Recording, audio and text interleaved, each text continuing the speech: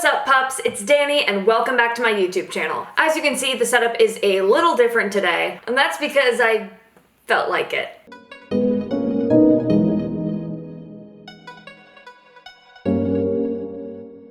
You know, some days I just can't get myself to do much of anything. I'll feel so apathetic that the only things that seem to have any remote sense of appeal are lying on the floor and thinking to myself, what the fuck do I do? Or staring mindlessly at my computer for hours watching YouTube and then getting bored, clicking off, and lying on the floor again. Our culture values hard work and productivity. It feels like everybody is telling us, go, go, go! And all our body wants to do is, well, nothing. And on top of that, we feel guilty for not having the willpower to get ourselves to do much of anything. Apathy is like our body forcing us to step our foot on the brakes while our mind is telling us, why aren't you doing anything? What's wrong with you? You're a lazy piece of shit. And it seems like the only way to escape this vicious cycle is to escape. Wow, that's brilliant. She's so smart. But even escapes like TV, social media, video games, etc., all seem to lose their spark when we're in this chronic state of boredom. So the question is, what the hell do I do? And what the hell is happening to me? In order to properly understand what can help us through our lethargy, we have to ask ourselves, why do I feel like this in the first place? And the truth is, you're exhausted. You're tired of putting in so much effort. Your energy is constantly being drained. You're putting so much pressure on yourself to be productive or to be a good person that your emotional and physical body needs to take a break. And if you're anything like me, you're probably asking, Danny, why am I so exhausted if I'm not even doing that much? I'm not putting in too much effort to be productive. The problem is I don't have any motivation to be productive. And let me tell you that the most apathetic period of my life is when I was basically doing nothing. I was a part-time student at community college, I had no job, and I felt no energy or motivation to do anything, even what I was passionate about. But apathy doesn't arise because you don't have any energy at all. Apathy arises because you don't have any energy left. The question is, if we're not spending our energy on what we deem to be productive, then where does it go? We expend so much energy unconsciously. So often we will look at what we're doing physically, and if we don't partake in activities that we deem to be draining of our energy, then we come to the conclusion that we're just lazy. But here's the thing. Our energy isn't just drained by school or work. It's drained by people, social media, TV, hobbies, all of it. Literally anything can drain your energy. And what makes this all even more confusing is that pretty much all of these things that take your energy can also give you energy. And unfortunately, we're often completely unaware as to when this energy is draining us and when it is revitalizing us. The real key to understanding why you have no energy is to pay attention to where you're putting your energy in the first place. Putting your energy into something doesn't mean it's going to be drained. Yes, you may feel the need to recharge afterwards, but the question is that energy being returned? Do you have a symbiotic relationship with what you're putting your energy into, where the exchange is mutually beneficial, or is it a parasitic relationship that merely drains you? Now that I've set up the foundation as to why we become apathetic, I'm going to tell you 9 things that could be diminishing your energy, as well as how to identify when it is fueling you and when it is draining you. Number 1, people. Obviously, interacting with the people in your life may not necessarily be an energy drainer. Oftentimes, bouncing off jokes with friends or having an inquisitive conversation where everybody can discuss their point of view can be very enriching and actually leave you feeling more energized. However,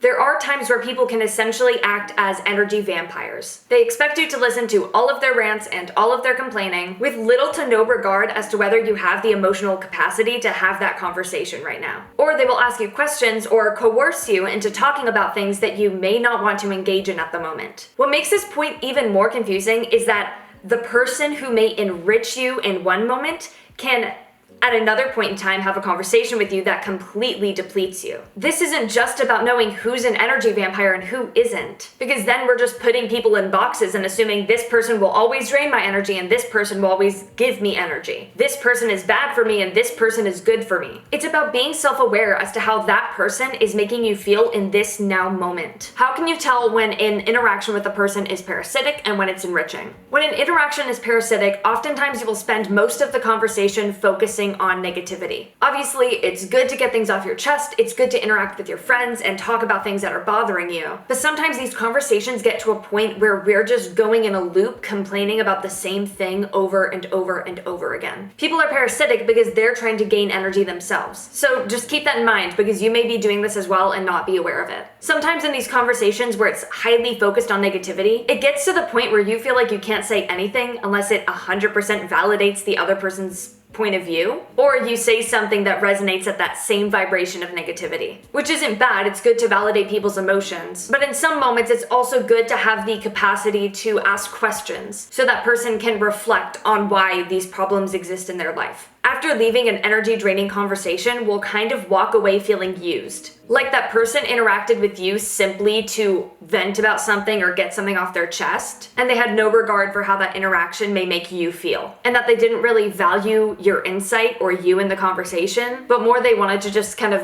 bleh all over you. And this isn't necessarily a bad thing, but is the other person consciously doing this, and is the other person aware of what this emotional baggage may cause you to feel? And are they asking permission as to whether or not you're able to handle that conversation at the moment? Or are they essentially just throwing up all over you, bleh, and just expecting that you should be okay with it? And if you're not, then you don't care about them. And often in parasitic relationships, there are no boundaries. Maybe this person sends you paragraphs upon paragraphs, like too often, and they just expect you to read all of that and send like a long, thoughtful reply. There's nothing wrong with that. I've certainly done this to people, but if the other person has no regard for when you say no, or I don't have the capacity to read this or respond to you right now, that person should respect your boundaries and respect when they're stepping over the line in a certain moment, and not attack you or get mad at you because you don't have the capacity to respond right now. Parasitic relationships feel like emotional labor, and it feels like the other person's wants and their feelings are more important than you being yourself. But on the flip side, how can we tell when a interaction with a person is enriching? You leave the conversation feeling like you had a two-way discussion. You leave feeling heard and the other person leaves feeling heard. These are the conversations where you can just talk for hours and it feels like no time has gone by. Because the pace of the conversation and the type of interaction you're having is one where you're giving them energy and they're transmuting it and you're transmuting it, and this loop keeps going back and forth. It's a feedback system. It's not an entrapment system where you're giving all your energy and they're kind of just sucking it in. It feels like the conversation evolves, like you can get different things out of it instead of you have to repeat the same cycle over and over and over again. There's usually not an expectation that you're supposed to agree with each other. Disagreements don't turn into an argument, they turn into a discussion. An enriching conversation feels natural, it doesn't feel forced. This is often why conversations with brand new people feel a lot more draining than conversations with your close friends. Because with a new person, oftentimes you kind of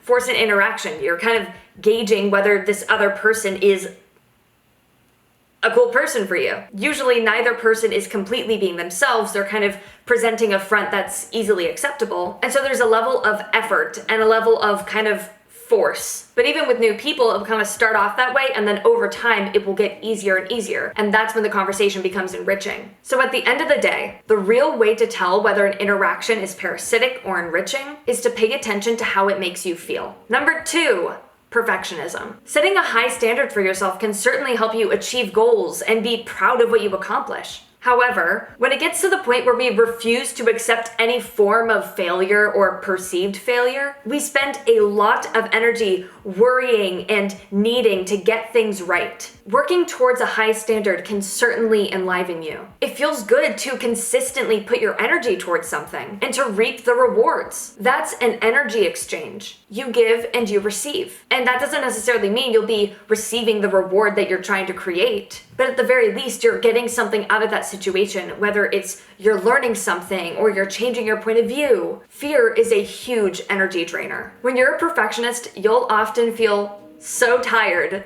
like all the time. You'll have very little motivation to do your work, and at the same time, your mind is constantly telling you that you have to do X, Y, and Z. You have to do the alphabet, bitch, in order to be good enough. Perfectionism really comes down to the belief that you're not good enough as you are, and that you have to achieve a certain standard in order to earn your worth or prove your worth. And in order to feel like you deserve what it is that you're desiring, you have to accept that making mistakes is part of expansion. Unfortunately, Fucking up is part of life. If you want to create the highest outcome for yourself, you have to be willing to let the universe slap you in the face. So now the question is, how does perfectionism enrich your energy? It doesn't. Number 3, technology. Honestly, I could give social media, TV, video games, and the news all separate categories, but I find that they deplete our energy similarly enough to condense them all into one point. We often use technology as a way to escape from the stressors of our everyday life. We see it as a way to relax and wind down, so we often fail to recognize when it's actually a damper on our energy. First off, I'm going to state the obvious. Our devices are so stimulating that it often requires a lot of sensory information to evoke any sort of emotional reaction at all. We've grown accustomed to needing extra stimulation in order for something to feel worthy of our attention. Technology and social media in particular can absolutely drain our energy. Many of us put a lot of energy into thinking about what we're going to post. Should I even post? But what drains our energy even more is scrolling and tapping through hundreds of videos and images, each of which creates a multitude of thoughts that direct our attention and energy in various ways. Like this. Are you distracted? Is this distracting to you? It's distracting to me. Do you want to do the video now? Hi, I'm Shadow. Welcome to my YouTube channel. I'm just here to pay attention to the camera.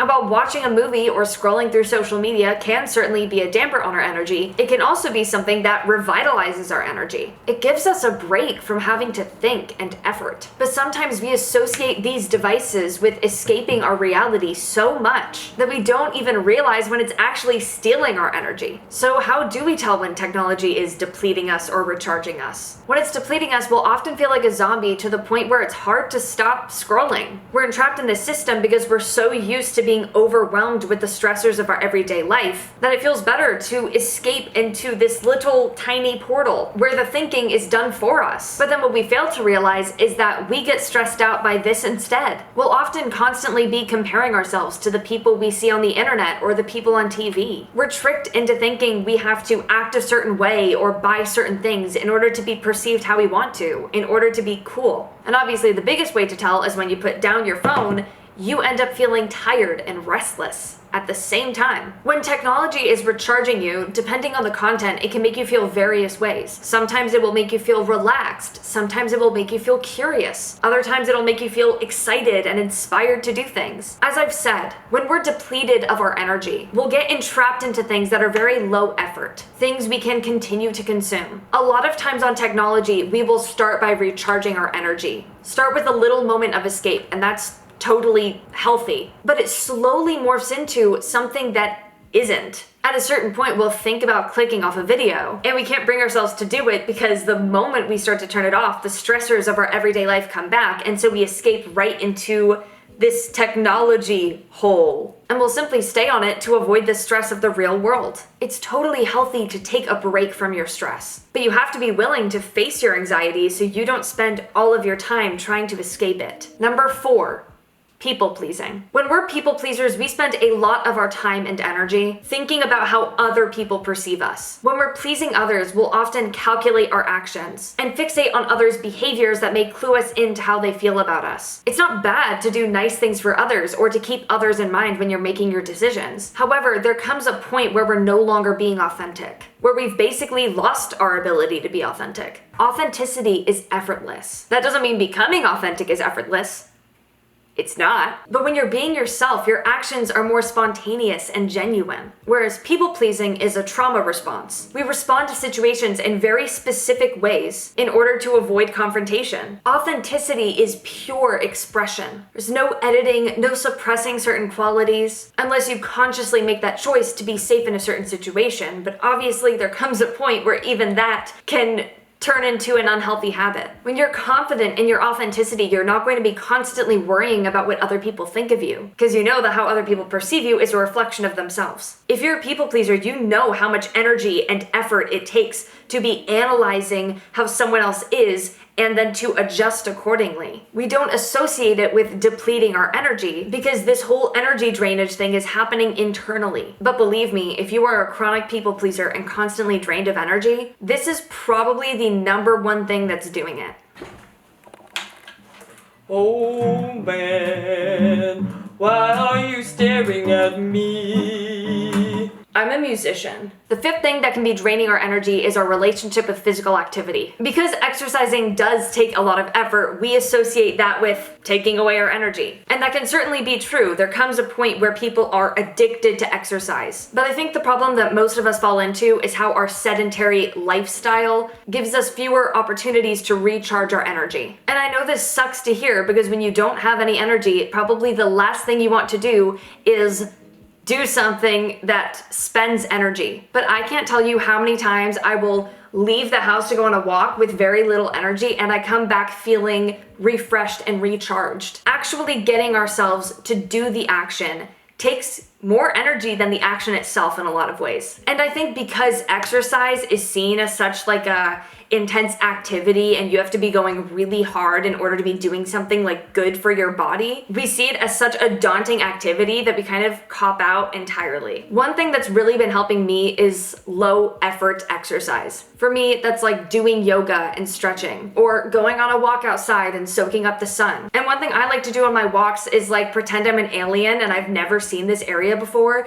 and I'll be like interested in the flowers and I'm like, wow, what are those things in the sky? Are they birds maybe? You can add in an extra layer of fun to it and meaning to it. Like when I stretch and it really hurts certain areas on my body because I'm stretching it in ways that's not used to being stretched, I assign the meaning to that pain that I am releasing trauma or that I'm releasing energy that I no longer need. And by activating that part of my body in a way I don't normally, I'm doing something good for myself. I think where our relationship to physical activity can get really toxic is when we think badly about ourselves and that's the only way we can motivate ourselves to do it. Oh, I have to exercise in order to have a good body or in order to be hot, or I don't love myself unless I exercise. When in reality, I think we can assign new meaning to it as this is an act of self-love instead of I have to hate myself in order to do this thing that's good for me. Because then that positivity kind of cancels itself out. And that activity will not be recharging you in the same way because you're almost feeding yourself negativity. And that negative energy is not going to be something that you want to be charging yourself with. Number 6. Complaining. When you're a chronic complainer, it's because you're primarily focused on negativity. While it's important to be realistic about the things that are kind of epically sucking in your life right now, there comes a point where just throwing up your negativity on someone or onto yourself or onto social media isn't doing anything for you other than confirming that negative cycle. I hate to say it, but it feels great to complain about things. It feels good to project your negative emotions onto any given situation. I know it's a hard balance, but there is a difference between letting something out and getting something off your chest and repeating the same negative pattern and thoughts over and over and over again. If you want to learn more about this topic and how to have a healthy relationship with negativity, I highly suggest you check out my previous video on pessimism. Number 7, work. Unfortunately, if you're still in high school, you don't exactly have a choice as to what work you have to do. A lot of us go to schools where we spend a lot of time and energy on the curriculum, both in and out of the classroom. And we have to put in a lot of effort if we want to get the report card that we're happy with, or at least can accept. And even more unfortunately,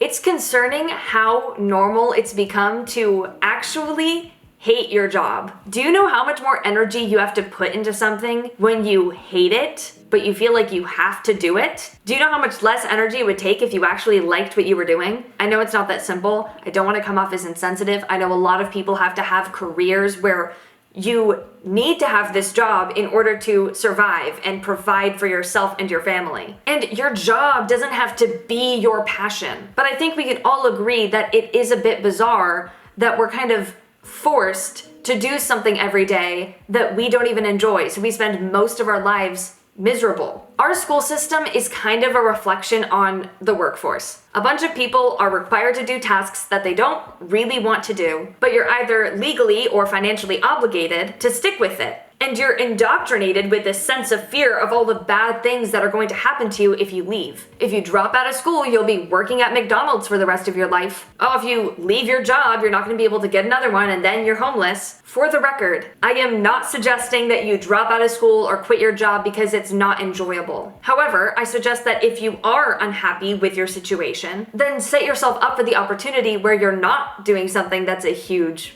bummer. Like if you're majoring in something and that topic no longer interests you, don't just stick with it because you've already gone this far. I mean, maybe if you're about to graduate, it's not the time. But don't stick with something just because you've put this much energy in it, because you're right now. Do you really want to spend 10 more years working towards something just because you're afraid to change course because you've already put 5-10 years into it? And at the same time, just because you're not enjoying something doesn't mean it's wrong for you. So let's say you don't have a problem with school, or you don't have a problem with your job, or at least you can accept that you want to stick with it for the time being. What can you do to help yourself ensure that it's not such a damper on your energy? For example, if right now the only job you can get is at Subway, and it feels like a huge bummer to you, how can you make the everyday tasks more of a game? How can you shift your perspective to get the most out of that situation? Because I promise you, there are people who have their dream career and who are fucking miserable. There are people that you see who you think are exactly where you want to be, and they're incredibly unhappy. The only difference is their life is more sparkly. Your perspective on what you do every day can completely shift what your experience is, even if the actual thing is different. And another thing I want to say, if you fall into perfectionism when it comes to your school or your job, sometimes it's okay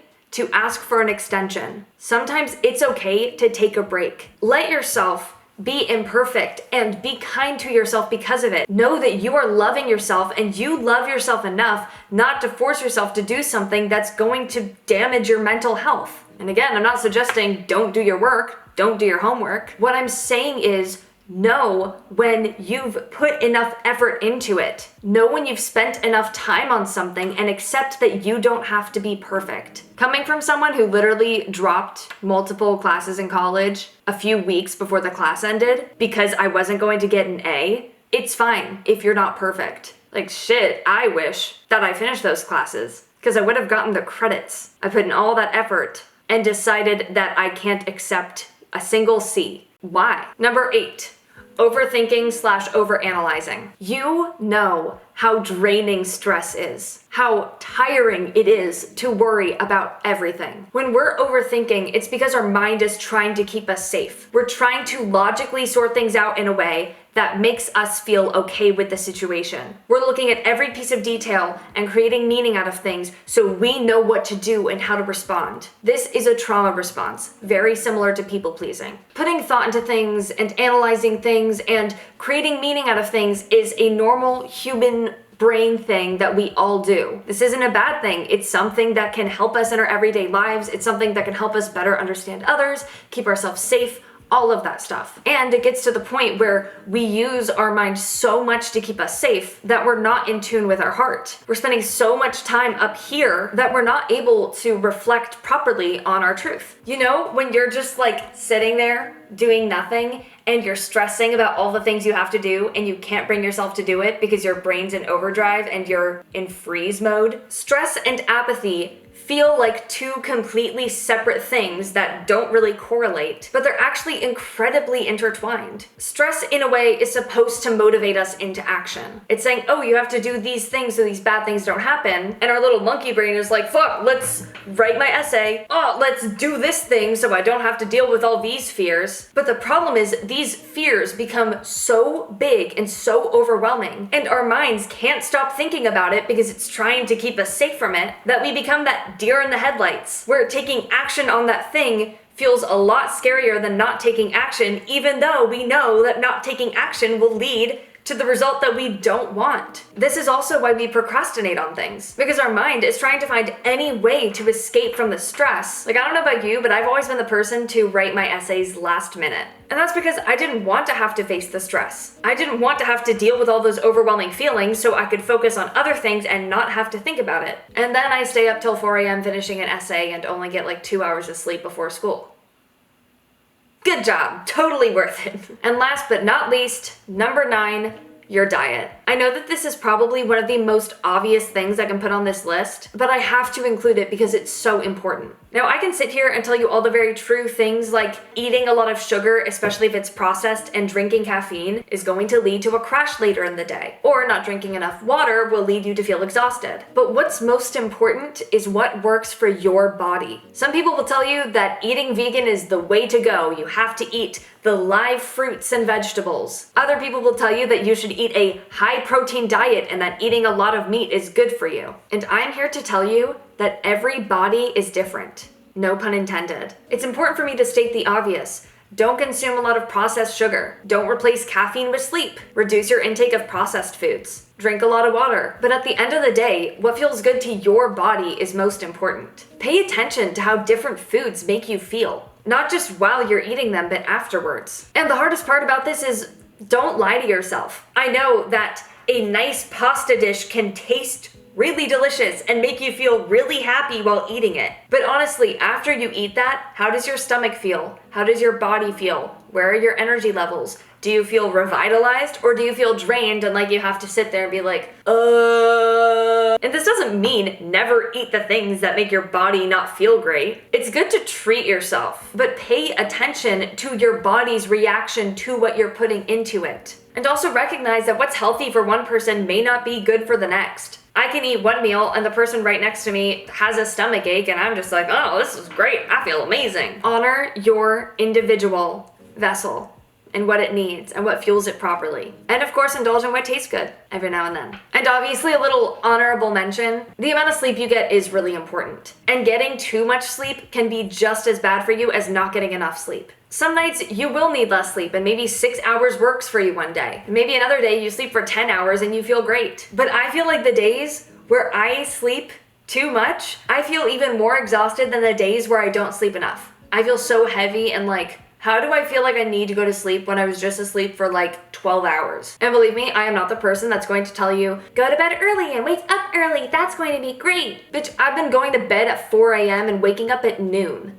Do you know how hard it is for me to record my videos when I require sunlight and I'm a night owl? This is a struggle. First world problems.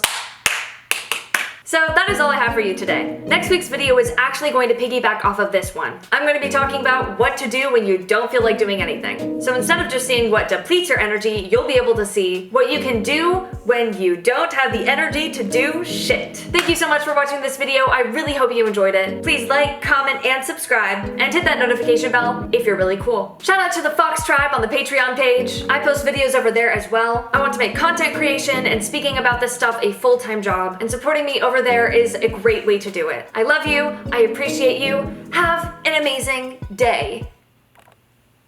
Or night. Say goodbye, Shadow.